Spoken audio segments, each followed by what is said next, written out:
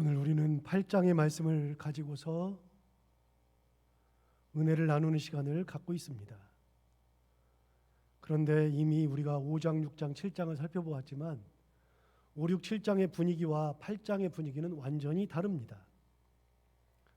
5장, 6장, 7장에서는 다윗이 왕이 되고 그리고서 왕이 된 다음에 가장 먼저 하려고 했던 것,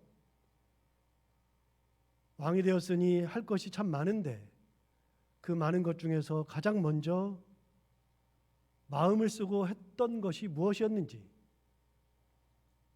그리고 그 마음을 받았던 하나님께서 다윗의 마음을 받으시고 다윗을 마음껏 복 주시는 가정에 가장 귀한 선물을 주시는 그런 이야기가 되었다면 8장에서는 다윗이 하나님께 뭘 드리고 하나님이 감동하고 그런 게 아니라 완전히 다른 분위기가 연출되고 있습니다. 8장은 처음부터 끝까지 전쟁하는 얘기만 있습니다. 그런데 8장은 앞에 내용인 5장, 6장, 7장과도 밀접하게 관련이 있습니다. 분위기는 다르지만 굉장히 중요한 연결고리를 가지고 있다는 것입니다. 그러면 1절을 먼저 한번 볼까요? 8장 1절을 보시면 그 후에 다윗이 블레셋 사람들을 쳐서 항복을 받고 블레셋 사람들의 손에서 메덱 암마를 빼앗으니라. 갑자기 전쟁 이야기가 나옵니다. 블레셋 사람들을 쳐서 항복을 받았다는 것, 그리고 블레셋 사람들의 손에서 메덱 암마를 빼앗았다고 하는 기록이죠. 블레셋과의 전쟁을 말하고 있는데 참 재미있는 것은 이 전쟁에 대하여서 특별히 과정을 전혀 설명하지 않고 결과만 딱 이야기한다는 겁니다. 살아가면서 무슨 일을 당하거나 해야 할 때, 여러분 우리가 무슨 일을 할 때 결과만 딱 이야기하기보다도 그 전에 우리가 말해야 되는 것들이 굉장히 많죠. 과정들이 있으니까요. 그걸 어떻게 준비하는지, 준비 단계부터 그거를 어떻게 준비했는지, 그 모든 과정들을 다 겪어서 실행하는 단계까지, 그것이 끝나야지 결과가 나오는 건데 오늘 성경은 결과만 딱 이야기하고 있는다는 것입니다. 예를 들어서 교회에서 무슨 행사를 할 때, 어떤 행사를 하면 계획 단계부터 준비하고 그리고 실행하는 데까지 과정이 진짜 많습니다. 결과는 맨 마지막에 말해야 하는 겁니다. 그렇기 때문에 사실 결과보다도 과정이 더 중요하죠. 그런데 전쟁이라는 것은 그런 것보다도 훨씬 더 심합니다. 정말 준비할 것이 많아서 병사를 어떻게 뽑아야 할지, 어디에 그 병사들을 배치해야 할지, 전술은 어떻게 해야 할지, 장군을 누구를 선발해서 어디에 소속시킬지, 식사는 어떻게 추진해 주어야 할지, 유사시에는 어떤 방법을 취해야 할지 등등 준비할 거, 계획할 거 정말로 많습니다. 그런데 그런 과정이 하나도 없이 결과만 딱 내놓았는데 너무나도 간단하고 담백합니다. 1절 다시 보면 이렇게 되어 있습니다. 그 후에 다윗이 블레셋 사람들을 쳐서 항복을 받고 블레셋 손에서 메덱 암마를 빼앗으니라. 너무나도 쉽게 이겼습니다. 전쟁을 하지 않은 것 같습니다. 그 전쟁에서 얼마나 많은 사상자가 나왔고 손해가 얼마나 있었는지에 대해서는 말하지도 않고 그냥 항복을 받았다, 그 사람들의 손에서 메덱 암마를 빼앗았다라고만 기록하고 있습니다. 이런 기록이 너무나도 놀랍게 여겨지는 것은 사실 블레셋이라는 나라 자체에 있습니다. 블레셋이라는 나라는 정말 강한 나라였습니다.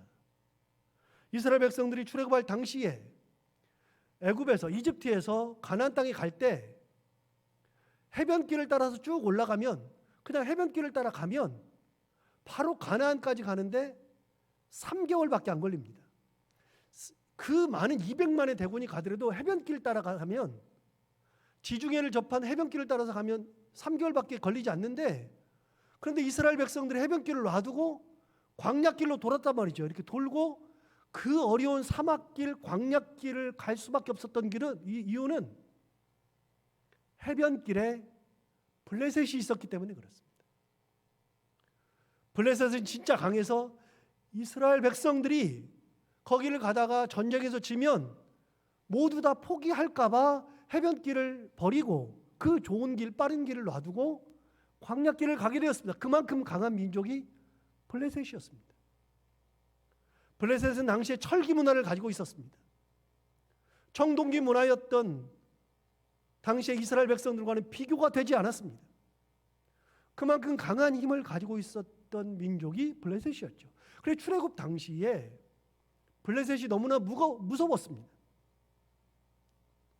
출애굽 이후에 이스라엘의 가장 큰 어려움 역시 블레셋이었습니다.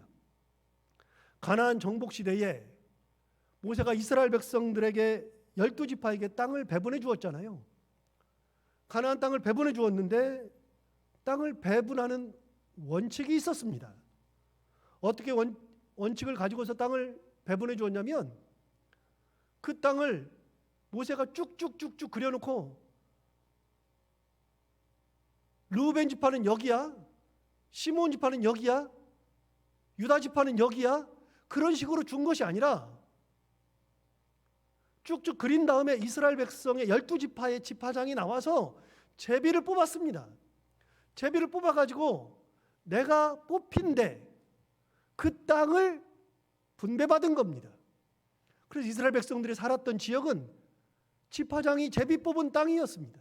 거기를 들어가서 정복전쟁을 해서 큰 전쟁을 여호수아가 하고 자잘한 전쟁은 지파별로 각 지파에 살고 있었던 족속들을 몰아내고 그 땅을 받았습니다. 다 그렇게 정착했는데 유독 한 지파는 그 땅에 정착하지 못했습니다. 어떤 지파인가? 단지파였습니다. 단지파가 받은 땅은 블레셋 땅이었거든요.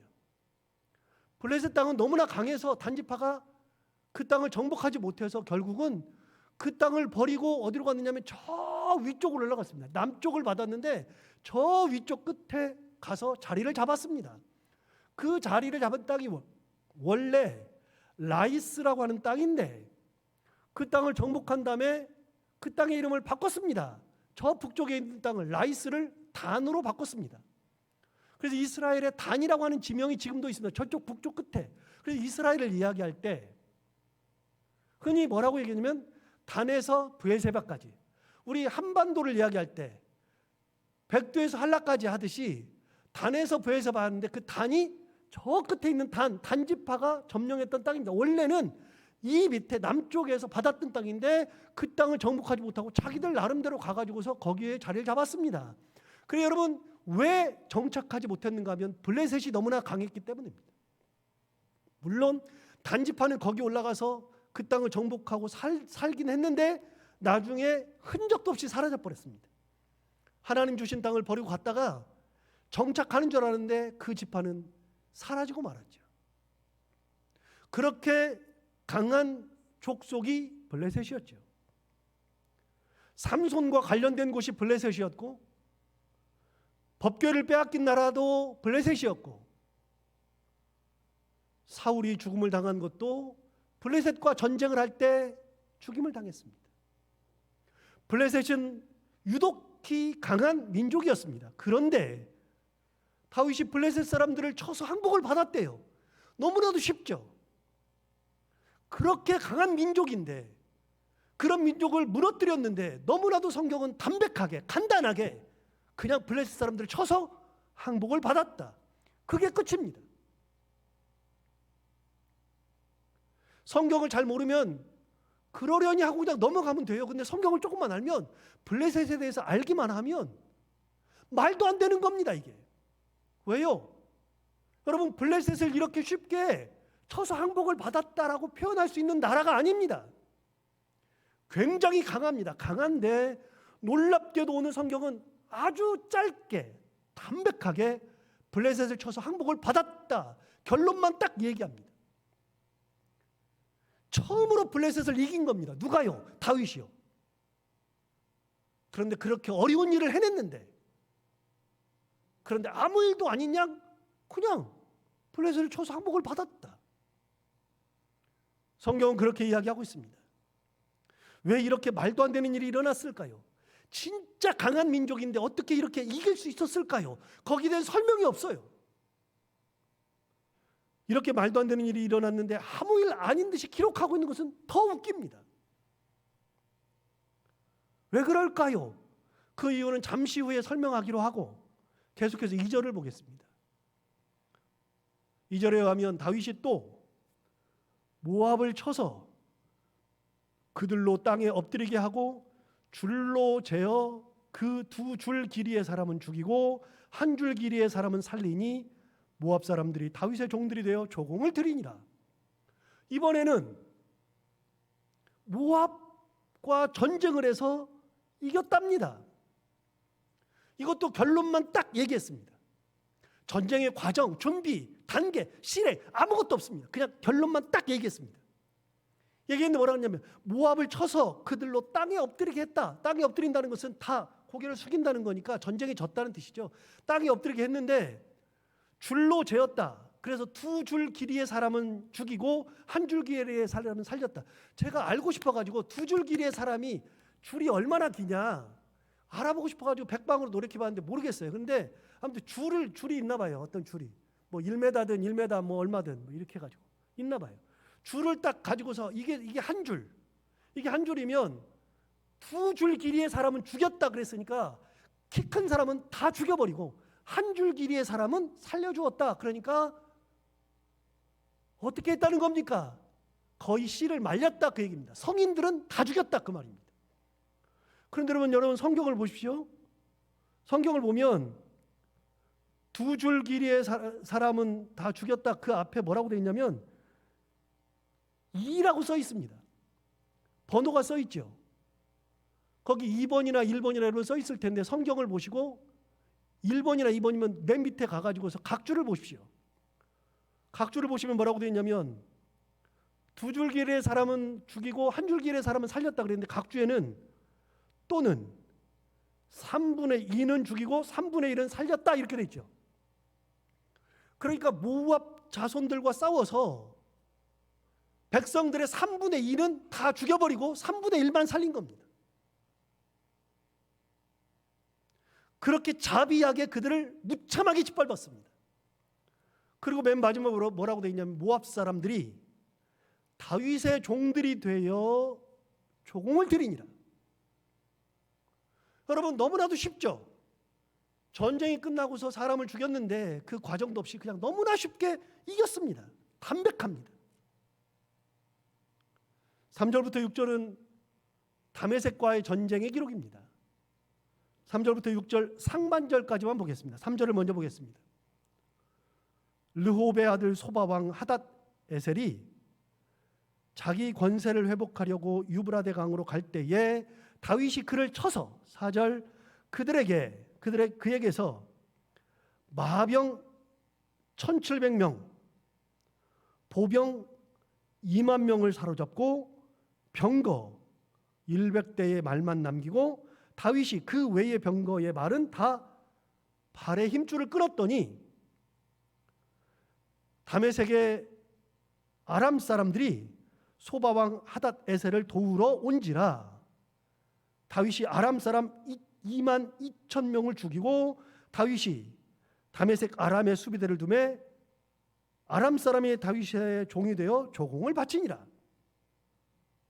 여러분 전과가 상세하게 기록되어 있는데 굉장한 전과를 이루었습니다.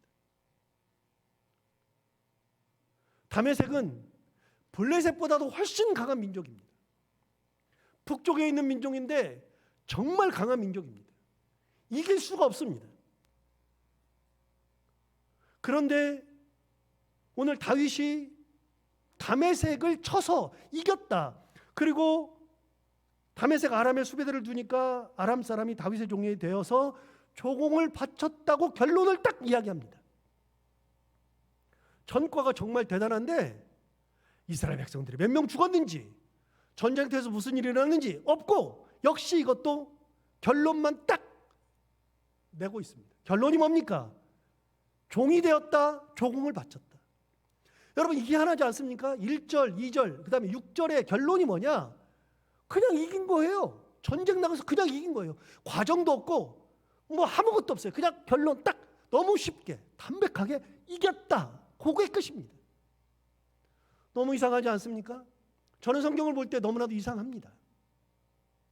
7절부터 10절은 다윗이 빼앗은 것들과 다윗이 전쟁할 때 주변 나라에서 너무 무서워서 다윗에게 알아서 예물을 바친 기록인데 7절, 8절을 먼저 보고 9절, 10절을 보겠습니다. 다윗이 빼앗은 것들이 나옵니다. 전쟁하다 빼앗은 것 7절, 8절. 다윗이 하닷에셀의 신복들이 가진, 하닷에셀은 아까 다메섹이었죠. 다윗이 하닷에셀의 신복들이 가진 금 방패를 빼앗아 예루살렘으로 가져왔어요. 금 방패 빼앗아 가져왔죠. 8절. 또 다윗 왕이 하닷에셀의 고을 베다와 베로데에서 매우 많은 놋을 빼앗으니라. 전쟁 끝에 뺏은 것들이 있는데 금, 은, 놋과 같은 것들을 많이 빼앗아 가지고 예루살렘으로 가지고 온 겁니다. 9절 10절을 계속해서 볼까요? 이건 약간 다른데요. 하맛 왕 도이가 다윗이 하닷에셀에 온 군대를 쳐서 무찔렀다 함을 듣고, 이 사람 하맛 왕 도이는 다윗이 하닷에셀을 이긴 거를 들은 거예요. 무찔른 것을 들었어요. 듣기만 했어. 그러고 나서 10절. 하맛 왕 도이가 그의 아들 요람을 보내 다윗 왕에게 문안하고 축복하게 하니, 이는 하닷에셀이 도이와 더불어 전쟁이 있던 터에 다윗이 하닷에셀을 쳐서 무찌름이라 요람이 은그릇과 금그릇과 놋그릇을 가지고 온지라. 그러니까 하맛 왕 도이는 다윗하고 싸울 마음도 없어요. 어떻게 해요? 자기 아들을 보내가지고 요람을 보낼 때 와서 문안도 하고 축복도 하면서 뭐 했어요? 금그릇, 은그릇, 놋그릇을 막 가져와서 예물로 드린 거예요. 여러분 다윗의 전과는 놀랍습니다. 전쟁을 막 하는데 노량물도 많았지만 다윗이 전쟁할 때 다윗에게 미리 찾아와 가지고서 예물을 드리는 민족도 있었습니다. 이렇게 대단한 다윗의 전쟁 성과에도 성경은 너무나도 담백합니다. 아무 일 아닌 듯, 별일 아닌 듯 기록하고 있습니다. 성경을 조금만 알면 이게 별일이 아닌 게 아니라 정말로 큰일인데 진짜 큰일을 아무 일 아닌 듯이 그렇게 기록하고 있습니다. 13절과 14절에 의하면 이제는 소금 골짜기에서 에돔과 싸운 얘기를 기록하고 있습니다. 이제는 에돔과 싸웁니다. 13절과 14절을 보겠습니다. 상반절까지만 보겠습니다. 13절. 다윗이 소금 골짜기에서 에돔 사람 18,000명을 쳐 죽이고 돌아와서 명성을 떨치니라. 여기도 결론만 딱 나오죠. 에돔 사람을 소금 골짜기에서 18,000명을 쳐 죽이고 돌아왔는데 명성을 얻었다. 14절. 다윗이 에돔의 수배대를 두되 온 에돔의 수배대를 두니 에돔 사람이 다 다윗의 뭐가 됐어요? 종이 되었다. 계속 나오죠. 종이 된다, 조공 드린다, 계속 나오죠. 여러분 상당히 길게 8장을 다 같이 살펴봤는데 1절부터 14절까지 쭉 보면 다윗이 승리를 거둔 나라는 블레셋, 암몬, 다메섹 그리고 에돔이었습니다. 그런데 12절을 보면 아까 나왔던 12절에 의하면 거기에서는 그가 이긴 나라가 모압, 암몬, 아람, 모압, 암몬, 블레셋, 아말렉으로 구체적으로 거명하고 있죠. 그러니까 여기보다도 더 많습니다. 기록되지 않은 나라가 있습니다. 모압도 있었고 아말렉도 있습니다. 그러니까 그런 나라들과 전쟁을 하였는데 그 전쟁으로 하여서 모든 나라를 다 제압하고 모두 다 다윗의 종이 되었다는 겁니다. 한번 볼까요? 여러분 저를 잠시 보세요. 블레셋은 이스라엘의 옆구리에 있는 나라입니다. 이스라엘 내에 있는 나라입니다. 옆구리에 있는데 우리나라식으로 따지면 충청도에 있습니다. 그러니까 이스라엘의 서쪽에 있습니다. 서쪽. 진짜 이스라엘을 괴롭힌 블레셋은 이스라엘 옆구리 서쪽에 있습니다. 충청도 쪽에. 에돔과 모압과 암몬은 이스라엘의 동쪽에 있습니다. 동쪽에 쫙 있습니다. 그리고 아람은 어디 있느냐? 다메섹은 어디 있느냐? 이스라엘의 북단에 있습니다. 아말렉은 구체적으로 어디 있습니까? 아말렉은 이스라엘의 남부지방에 있습니다. 그러니까 보십시오.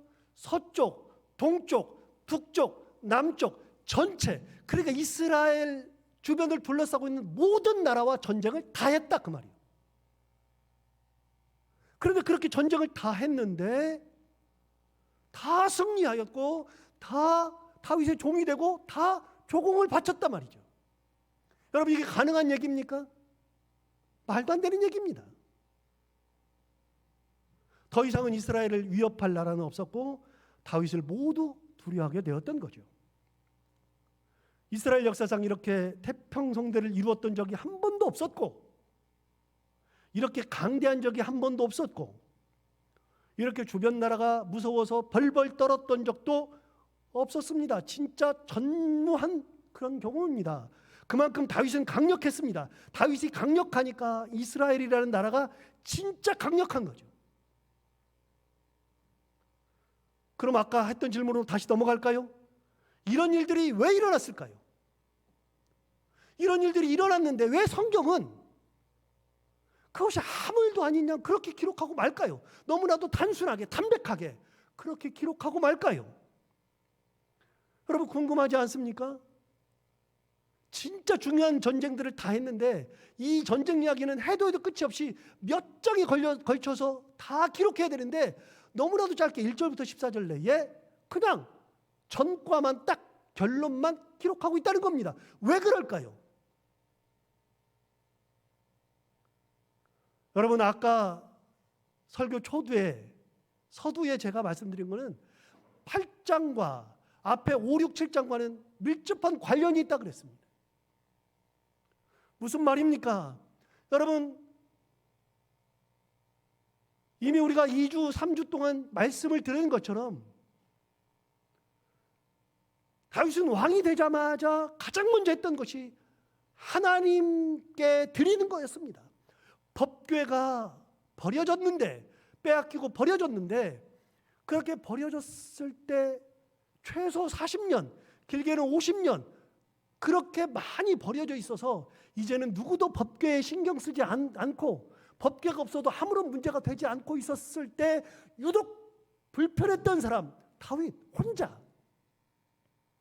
다윗도 안 그래도 되는데 자기만 불편했죠. 그래서 왕이 되자마자 가장 먼저 한 일이 뭐냐면 법궤를 모셔오는 거였습니다. 왜요? 다윗의 마음엔 하나님이 가장 1순위였기 때문에, 우선순위였기 때문에. 그리고 나서 법궤를 모셔왔는데 가만히 보니 자기만 백향목 궁에 거하고 하나님의 법궤는 휘장 밑에 있는 것이 너무나도 마음이 아파서 하나님 앞에 성전을 지어드린다고 하였습니다. 여러분, 그거밖에 없습니다. 그런데 하나님이 그 마음에 감동해서 이렇게 말씀하셨죠. 네가 내 집을 지어주니 내가 네 집 지어준다 말씀하신. 그래서 이 말씀은 진짜 대단한 말씀. 하나님께서 집을 지어주신다고 하셨죠. 내가 너의 집을 지어줄게. 뒤집어보면 더 실감이 난다 그랬죠. 다윗이 하나님에게, 하나님, 내가 하나님의 전을 지어드릴 테니 하나님은 내 집 지어주세요라고 한 적이 없어요. 또 내가 하나님의 전을 지어주면 하나님께서 내 집을 지어주실 거야 라는 생각을 해본 적도 없어요. 그저 하나님을 사랑하는 마음으로 하나님의 전을 지어드리려고 했을 때 하나님이 감동하시니 하나님께서 스스로 내가 그럼 너의 집을 지어준다라고 말씀하신 거죠. 그래서 항상 우리는 그 생각을 가지고 있어야 됩니다. 내 집은 내가 짓는 것이 아니라 하나님께서 지어주신 거다. 그리고 8장이 시작되는 겁니다. 여러분, 그러니까 8장의 1절에서 전쟁했던 거는, 블레셋과의 전쟁했던 거는 하나님께서 다윗의 집을 지어주시고 계시는 거잖아요. 다윗이 전쟁하러 가는 것이 아니라 하나님께서 다윗을 이기게 하시잖아요.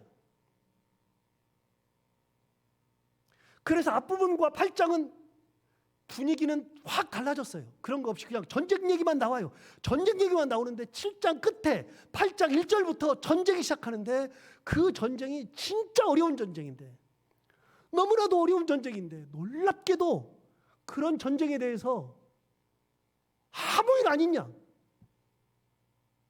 당연히 이기는 양, 그렇게 기록하고 있는 겁니다. 왜요? 하나님께서 다윗의 집을 지어주시고 계시기 때문에.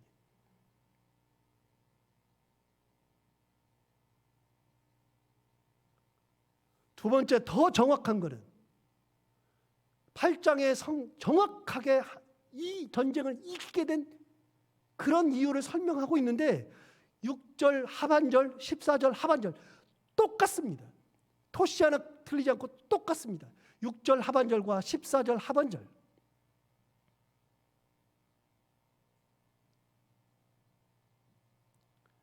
다윗이 어디로 가든지 여호와께서 이기게 하시니라.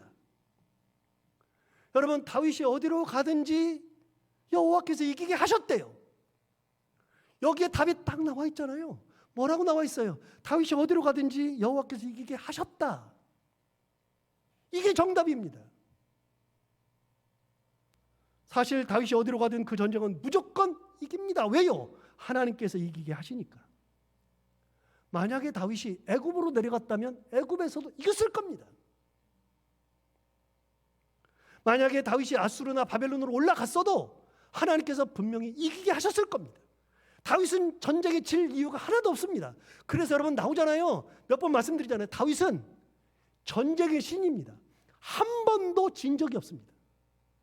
놀랍게도 다윗은 전쟁에서 져본 적이 없습니다. 두 번째, 진짜 놀라운 것은요, 다윗이 전쟁을 하면서 단 한 번도 몸에 부상을 입어본 적이 없습니다. 그 많은 전쟁을 했는데. 왜요? 여호와께서 이기게 하시니까. 내가 너의 집 지어줄게 말씀하신 하나님께서 다윗을 떠나지 않으니까.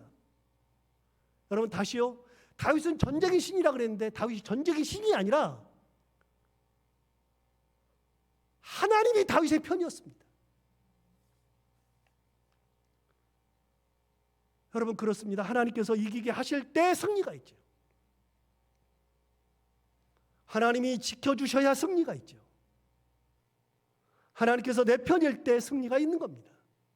여러분 하나님이 내 편이라는 것은 굉장히 중요합니다. 그래서 시편 118편 6절 7절에 보면 하나님이 내 편이라는 얘기를 정확하게 하고 있어요. 시편 118편 6절 이렇게 되어 있습니다. 여호와는 내 편이시라. 기가 막힌 말 하잖아요. 여호와가 누구 편이라고요? 내 편이래요. 여호와는 내 편이시라. 내가 두려워하지 아니하리니 사람이 내게 어찌할까? 여러분 사람이 뭘 어떻게 해도 아무런 문제가 안 돼요. 여호와께서 내 편인데. 내 편인데. 7절 여호와께서 내 편이 되사 나를 돕는 자들 중에 계시니 그러므로 나를 미워하는 자들에게 보응하시는 것을 내가 보리로다. 여러분 하나님이 내 편이 되셔서 나를 돕는 자 중에 계시는데 무슨 일이 생겨요? 여러분 그런 얘기 알죠? 똥개도요 주인이랑 같이 가면 50점을 먹고 들어간대요. 그런 개도 자기보다 큰 개한테 덤빈다는 거예요. 왜요? 내가 하면 지는데 내 옆에 주인이 있으니까 덤비는 거예요. 하나님께서 나와 함께 하시면 어떤 일이 있어도 나는 망할 이유가 없습니다. 하나님께서는 다윗의 편이었으니 당연히 어디를 가든 누구를 만나든 반드시 다 이기는 것입니다.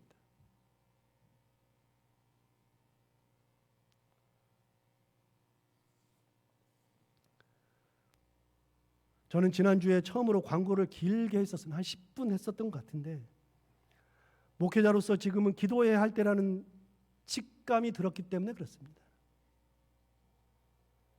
이때는 교회가 함께 기도해야 한다는 목회자로서의 촉이 있었습니다. 순간적으로 교회가 시험에 들 수도 있겠다. 혹 무슨 문제가 생기면 정말로 어려운 상황이 될 수도 있겠다. 지금이야말로 하나님 앞에 간절히 기도하고 하나님의 은혜를 간구할 때다라고 하는 강한 느낌이 있었습니다. 두 분이 병원에 입원했는데 생각지도 못했는데 두 분이 병원에 입원했잖아요. 말도 안 되는 일이 벌어졌잖아요. 그런데 그걸 듣는 순간 이거 굉장히 위험하다라는 생각이 들었습니다. 좀 심하게 말하면 혹 돌아가실 수도 있겠다. 여러분 그런 경우 있잖아요. 그냥 검사하러 들어갔는데 거기서 그냥 돌아가시는 경우. 갑자기 상황이 악화되어서 돌아가시거나 별거 아니라고 생각했는데 진짜 큰 일이 생기는 경우. 그런 생각이 들었습니다. 여러분 나이 들어서 폐렴은 진짜 위험하죠. 나이 들어서 폐렴은 진짜 위험합니다. 암은요. 암은 투병을 길게 해요. 치료받으면서 길게 가요. 시한부를 받아도 몇 개월, 1년 이렇게 받아요. 우리가 나이 들으면 뼈마디가 쑤시고 허리도 아프고 굽기도 하고 무릎이 아파가지고 걷는 것도 힘들고 그러지만 그런 경우는 아플 뿐이지 오래 가요. 그런데 여러분 나이 들어가지고 폐렴이 오는 순간 며칠 내로 돌아가시는 경우가 굉장히 많습니다. 왜냐하면 폐는 숨을 쉬는 건데 숨을 못 쉬어서 돌아가시는 겁니다. 그래서 연세 드신 분이 기침한다 반드시 병원에 가봐야죠. 어렵다 그러면 반드시 병원에 빨리 가가지고 산소호흡기를 껴야 됩니다.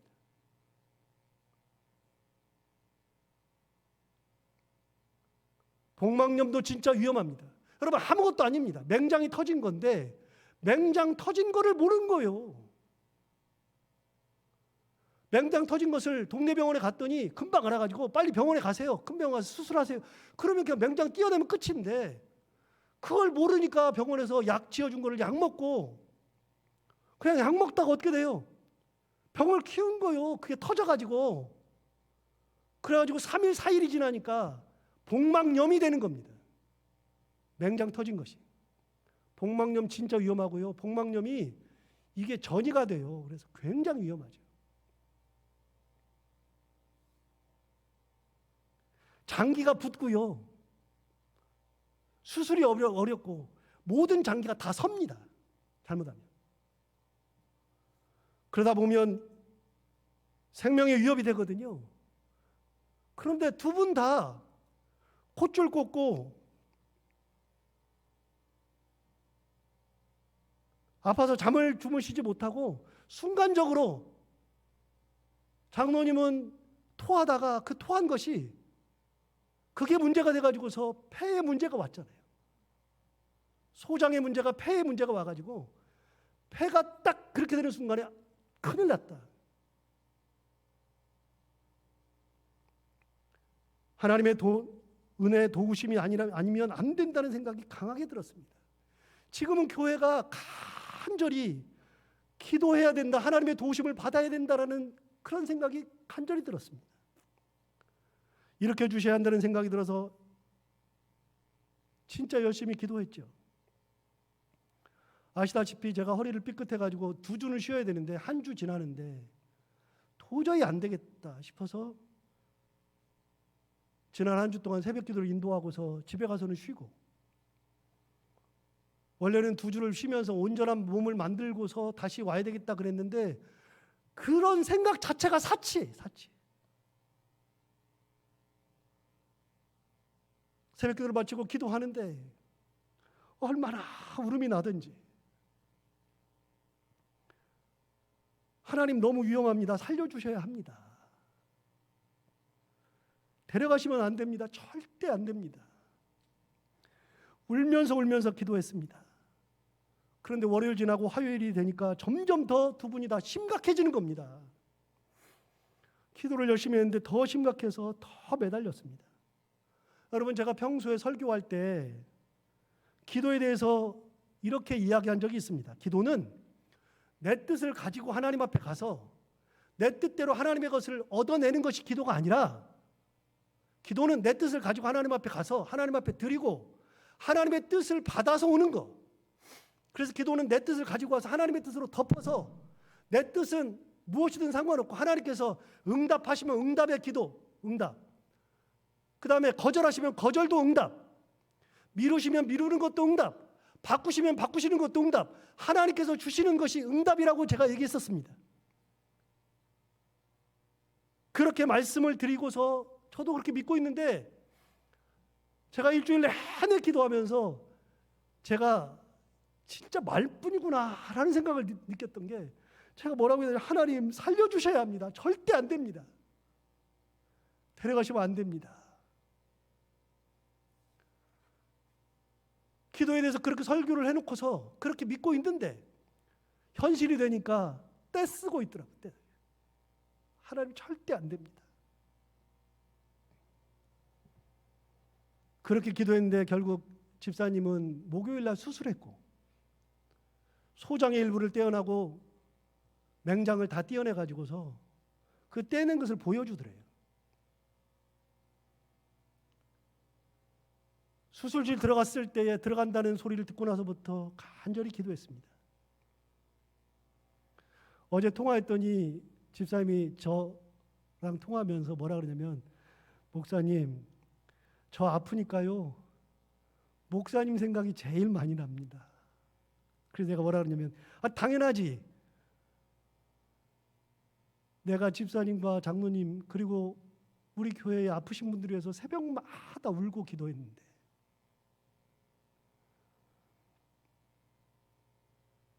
진짜 울면서 기도했거든요. 이제는 집사님은 소변줄도 뽑고 이제 운동하는 일만 남았습니다. 잘만 회복하면 됩니다. 장로님은 계속해서 폐 때문에 고생하고 계시긴 하지만 이제는 많이 건강해지셔서 여러분들 문자 받으셨을지 모르겠습니다. 문자가 딱 오는 순간, 금요일 날인가 문자가 딱 오니까 우리 집사람이 하는 말이, 장로님 살아나셨네. 얼마나 감사한지. 어제는 교회 몇 주 못 나오시는 이재영 권사님께 가서 기도를 하고 왔습니다. 제가 할 수 있는 것이라고는 그거밖에 없잖아요. 여러분, 우리가 할 수 있는 게 뭐가 있을까요? 하나님의 은혜 외에 뭐가 남을까요?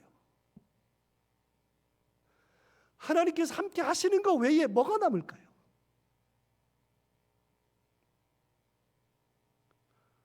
생각하면 생각할수록 하나님의 은혜가 최고입니다. 우리 권사님은 머리가 아파서 몇 개월째 고생하고 계시는데, 권사님을 위해서도 몇 개월째 같이 아파하면서 기도하고 있습니다. 조금씩 좋아진다고 하니까 얼마나 좋은지.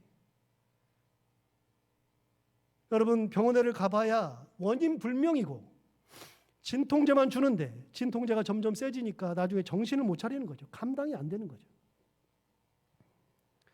그런데 이제는 그것도 조금 끊어내고 조금씩 건강해진다 그러니까 살 것 같습니다.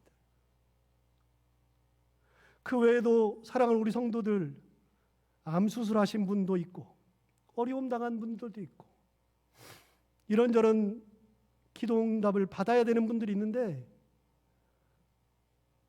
하나님의 은혜가 아니면 안 되더라고요. 하나님께서 보호하시고 인도하시고 함께 하시는 은혜. 여러분, 다윗이 전쟁에서 이겼다는 얘기를 사무엘하 기자가 뭐라고 얘기하냐면, 야, 그거 아무 일도 아니야. 저는 느낄 때 진짜 큰일이거든요. 야, 블레셋을 어떻게 이길까? 저 다메섹을 어떻게 이길까? 어떻게 다 종이 되고 어떻게 조공을 바칠까? 그 모든 것을 어떻게 할까? 그랬는데 놀랍게도 사무엘하 기자는 그런 걸 보고 뭐라 그러냐면, 야, 아무것도 아니야. 신경 쓸 것도 없어. 왜요? 하나님이 그 집 지어준다 그랬잖아. 하나님이 함께 계시니까 이기게 하셨잖아. 여러분, 다윗이 잘했다는 말을 한 적이 없습니다. 다윗이 전쟁을 잘하는 전쟁의 신이라는 말도 한 적이 없습니다. 뭐라고 얘기하냐면, 하나님께서 함께 하시니까 어디를 갔든지 이기게 하셨다. 다윗이 이겼다가 아니라 여호와께서 이기게 하셨다. 어디를 가든지 누구를 만나든지 괜찮아요. 그러니까 우리는 어떻게 하는 거냐? 하나님의 은혜 가운데 주께서 나를 도와주시는 은혜, 나를 붙들고 계시는 은혜. 여러분, 산술적으로 내가 져도 하나님이 계시면 이기는 거고, 객관적으로 생각하면 내가 이게 안 되는 일인데 하나님이 함께 계시면 되는 일로 바뀌는 것이고, 그 놀라운 것을 다윗이 경험했는데 사무엘의 기자는 너무 담대합니다. 야, 그거 아무것도 아니야. 하나님 앞에서 그게 뭐가 문제인데, 하나님이 계시는데 뭐가 문제인데, 안 될 게 뭔데? 제가 8장을 읽으면서 끊임없이 드는 생각, 야, 하나님한테는 아무것도 아니지, 사람한테나 문제지 아무것도 아니지. 여러분, 우리의 삶에 하나님의 은혜가 있어야 됩니다. 하나님이 함께 계시니 어디를 가든지 이기게 하셨다는 그 하나님의 은혜, 그런 은혜를 항상 누리며 살아가는 저희들 모두가 다 되기를 바랍니다. 기도하겠습니다. 하나님 아버지, 감사하고 또 감사합니다. 진짜 그렇습니다. 하나님의 은혜가 아니면 안 됩니다.